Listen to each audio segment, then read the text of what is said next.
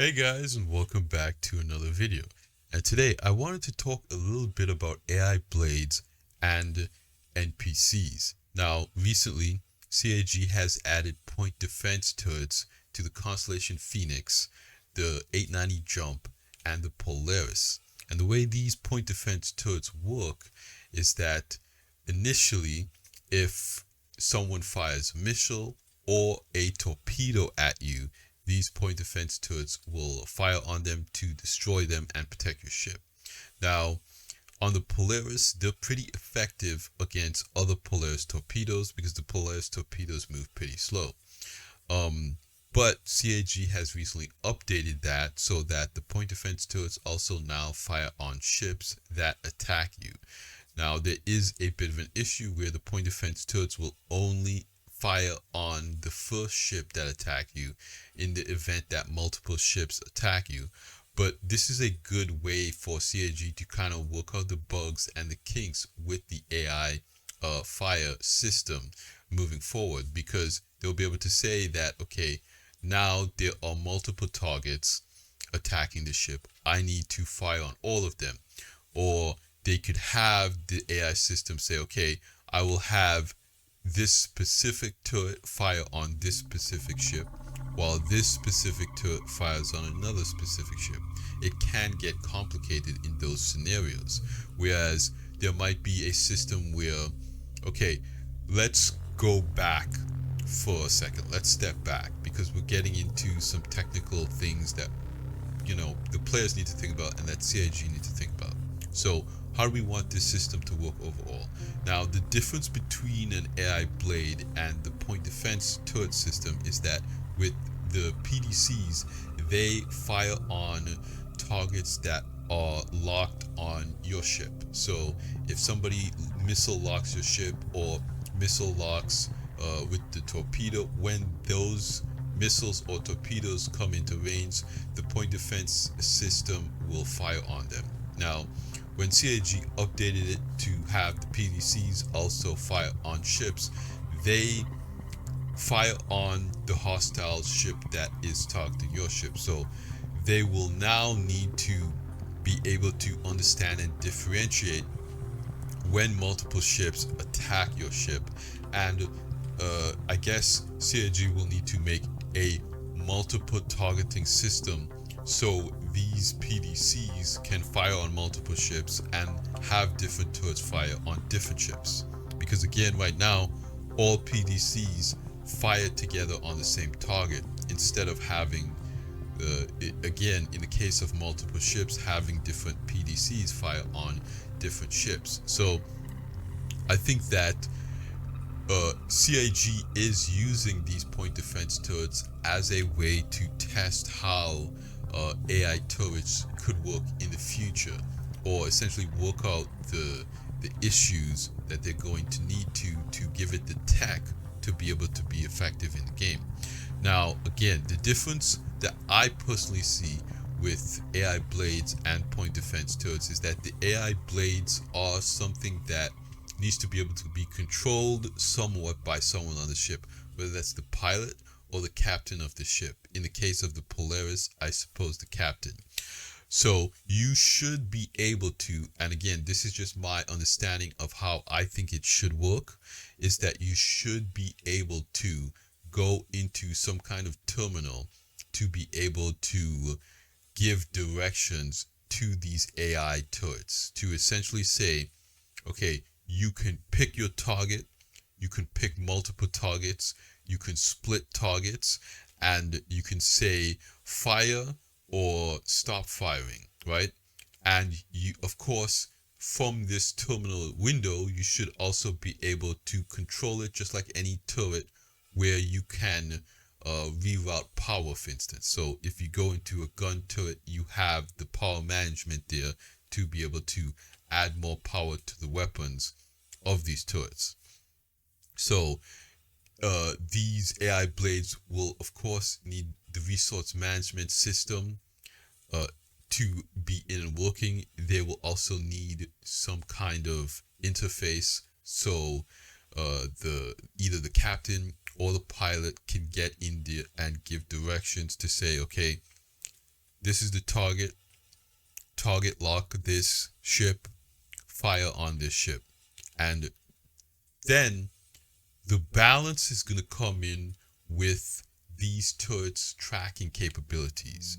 So essentially, a real player and an AI NPC should be able to track these ships better than AI blades, right? But again, the capability to target specific ships should be there in an AI blade, the same way it would be for NPCs. And we'll talk about NPCs in a little bit here. But essentially, these AI blades' ability to track a target should be worse than an NPC's ability to track a target, and an NPC's ability to track a target will be worse than a player's ability to track a target. So essentially, they'll probably have movement values. So how fast a turret moves right now has its own like speed and movement values. So larger turrets, like the turrets on the Javelin, for instance, they move a lot slower than a turret on a Hammerhead, for instance. So these turrets themselves have their own movement numbers, and then on top of that, you'll have to add in the AI blade or NPC's movement numbers, what their essential virtual reflexes would be.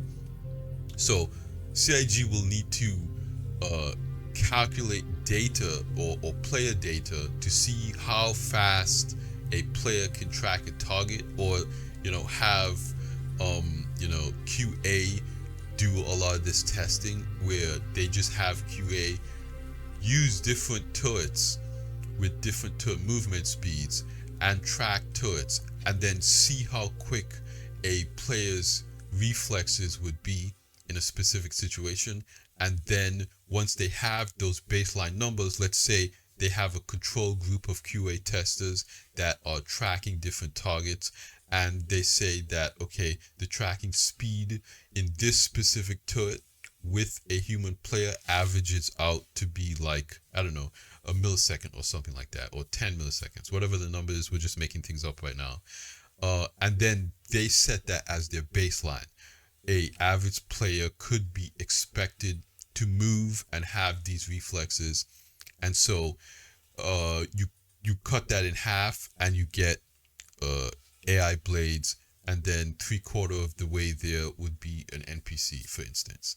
So that's kind of one way that CIG could do it, to balance AI blades and give them the functionality that the player base is kind of looking for, that ability to get into some kind of terminal and target ships that they want to attack. Again, in my opinion, this is not going to be overpowered, because there could be different things that these turrets need, again, to kind of have them balanced out. So one way to kind of do that is to have the blade be a physical component, where just like in any other physical component that can be purchased or crafted, there's different tiers, right? So CIG said that items will have tiers moving forward when you craft them, when crafting comes into the game. So you might have like a tier 1 AI blade, a tier 2 AI blade, a tier 3, and so on, if they go up to that high. And then CIG could now take their baseline numbers of what an AI blade would do in that specific turret, and then they would have to apply those numbers to the tier level that that AI blade is that the player has installed in their ship. So again, like I said, it can get a bit confusing. So I'm not surprised that CIG said that, that is something for 1.0, and that's something that they're going to have to work on. Now it gets more complicated when we start talking about NPCs, right? Because NPCs have issues right now with the server, and they have kind of performance issues. Now I played in 4.0 a little bit earlier today, and I didn't upload any footage from it because it was not in a great state. But NPCs were not standing on chairs, they were walking around and they were talking. So I think that the potential is there for NPCs to be really interesting crew. But how could that even work, right? We have to kind of come up with solutions to how CIG can implement a kind of tier zero version of what NPCs would be like. And in my personal opinion, they could do it in one of several different ways.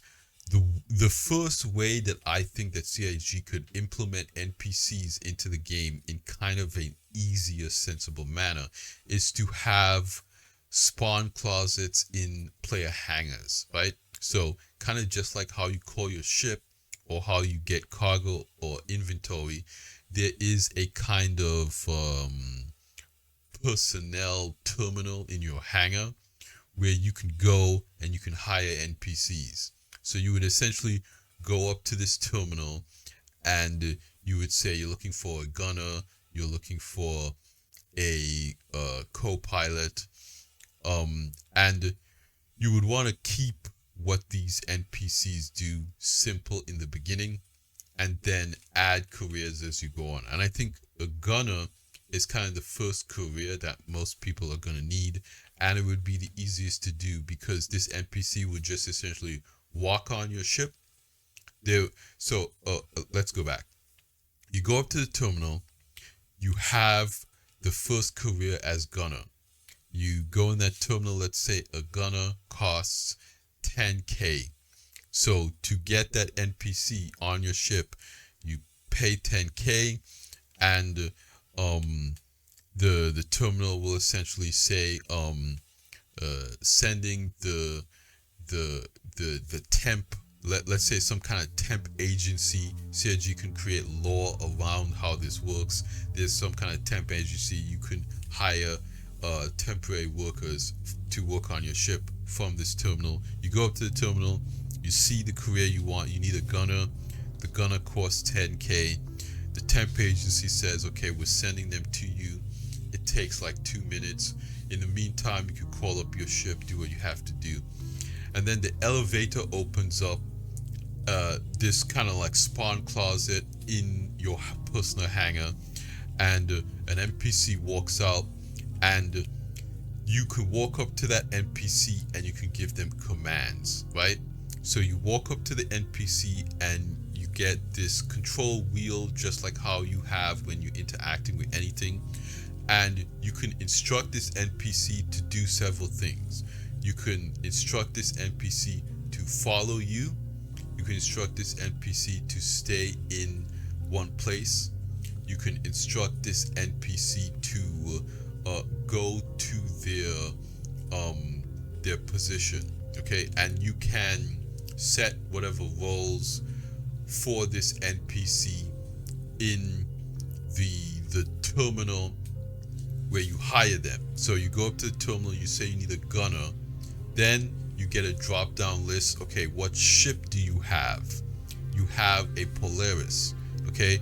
And then from the Polaris drop down menu, you have all the turrets you want the NPC to sit in, all the seats on the ship, whether it's in the engineering department, if you want the NPC in the engineering department, if you want the NPC in the co-pilot seat.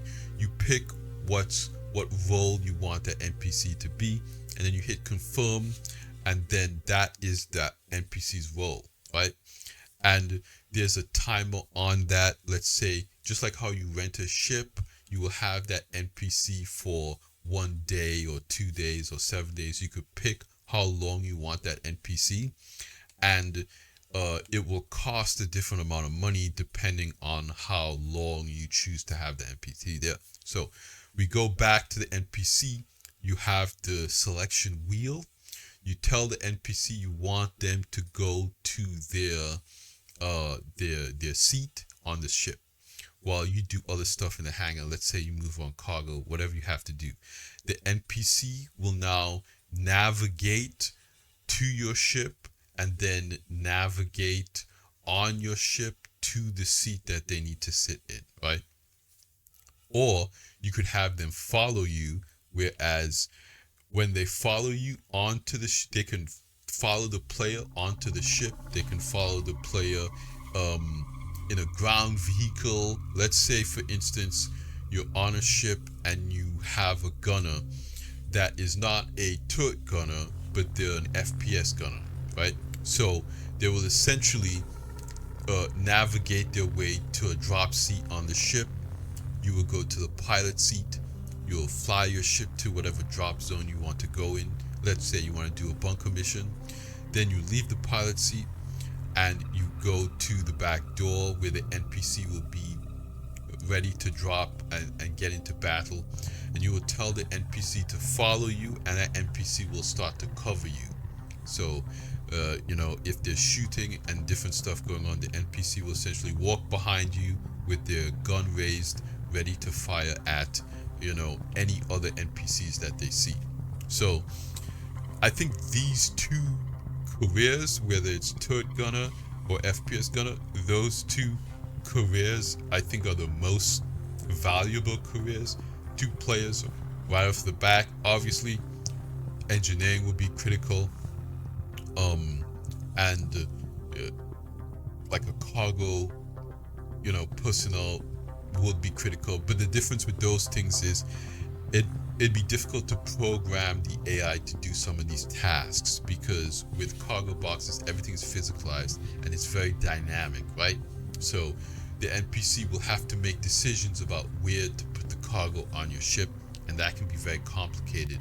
Similarly, with engineering, they will need to be able to understand, okay, this relay is bad or this component is dead, and they would need some way to be able to get that information, make a decision about that information, and then do a thing to fix that situation.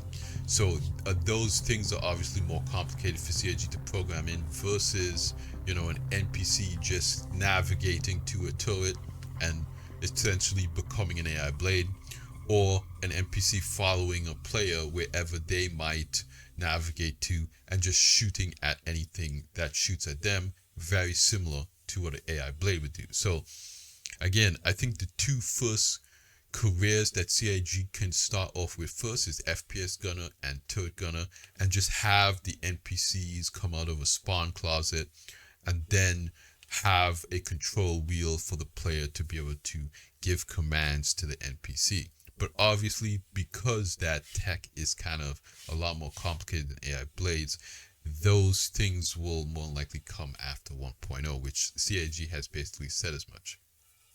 But I think, again, if CIG could do it that way, I see it being able to work. Whereas I think a lot of people kind of think of NPC crew as, okay, I'm hiring this NPC and they will permanently work for me. I think that would probably be tier 1 of NPC crew versus a tier 0 where you kind of just more like rent NPCs to work on your ship, versus having a career NPC or a co-pilot or a companion in the game. I know that games like Dragon's Dogma 2 are you have companions that follow you to the game the whole time. But obviously, Star Citizen is a much more dynamic and emergent game. Essentially, the player could do whatever. That might be more difficult to have permanent crew, because in the case of permanent crew, you have to figure out what to do with them, right? Would they essentially live on the ship? Would they live in a city or landing zone where you have to pick them up?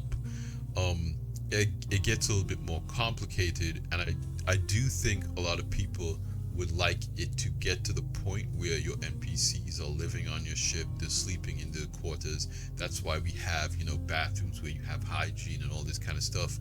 So again, I think that would be like tier 1 or tier 2 version of NPC crew, where they're actually persistent.